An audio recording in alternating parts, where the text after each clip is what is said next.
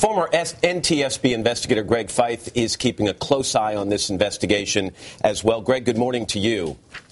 Good morning, Matt. One of the first pieces of information we knew about Andreas Lubitz was that he had taken a break in his flight training for undisclosed reasons. We now know that when he resumed his training, he told the flight school, in conjunction with Lufthansa, that he had had severe depression. What should the airline have done with that information?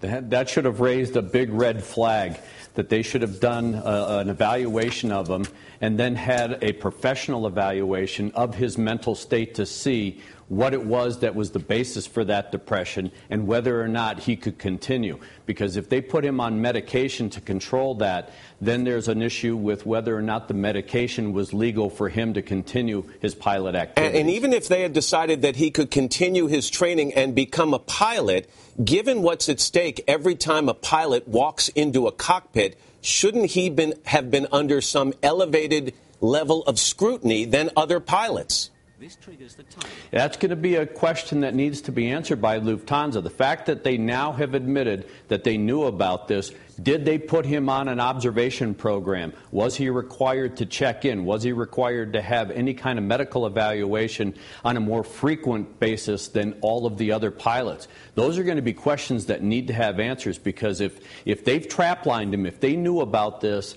and allowed him to continue in his program and they didn't have any kind of method, then unfortunately they're going to have a lot of questions to answer in court as well. Let me ask you about this other disturbing aspect of this story that's come up this morning, and that there possibly exists a piece of cell phone video taken by a passenger on that flight in the final moments before it crashed. Investigators have said this is not true, and if the video is out, it's a fake. What's your take on this? Is it possible?